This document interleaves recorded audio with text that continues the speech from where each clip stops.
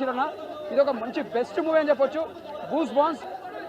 Only ఒకటే మాట, నాగవంశీ గారు ఏదైతే చెప్పారో అదే మాట, సరదాగా నవ్వుకోవాలంటే థియేటర్కి రండి.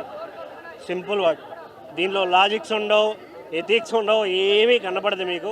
సరదాగా వచ్చామా, చూసామా, నవ్వుకున్నామా, వెళ్ళిపోయామా, అదే మెయిన్ మ్యాటర్.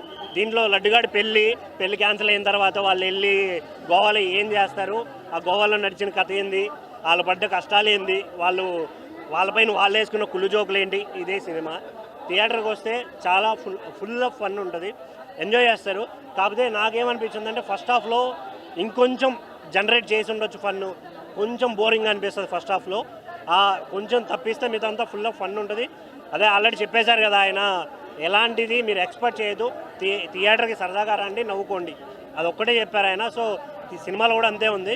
నాకేమనిపించిందంటే ఒక 10 మినిట్స్కి 20 మినిట్స్కి కొత్త క్యారెక్టర్ ఎంటర్ అవ్వడం, అది కొంచెం కొత్తగా అనిపించింది. అది కూడా ఓన్లీ హీరోయిన్సే ఎంటర్ అవుతారు. ఇందులో ఒక స్పెషల్ గెస్ట్ బాయ్ క్యారెక్టర్ అయితే చాలా ఎంటర్టైన్ చేస్తుంది మిమ్మల్ని.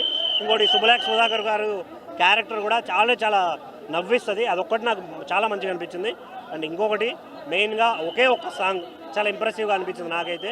సో ఓవరాల్గా చూసుకుంటే పర్లేదు, కంపేరింగ్ టు మ్యాడ్ వన్ పోల్చుకుంటే ఆల్మోస్ట్ సేమ్ అలాగే అనిపించింది. కాకపోతే ఫుల్గా నవ్వుకోవచ్చు వచ్చిన వాళ్ళు. సో సరదాకి వీకెండ్ ప్రెజర్ని, జాబ్ ప్రెజర్ని ఫుల్గా వచ్చి ఇక్కడ సినిమా థియేటర్లో కూర్చున్న తర్వాత మర్చిపోతారు. ఆ ఒక్కటే నాకు అనిపించింది. సో థియేటర్కి వస్తే థియేటర్లో చూడండి.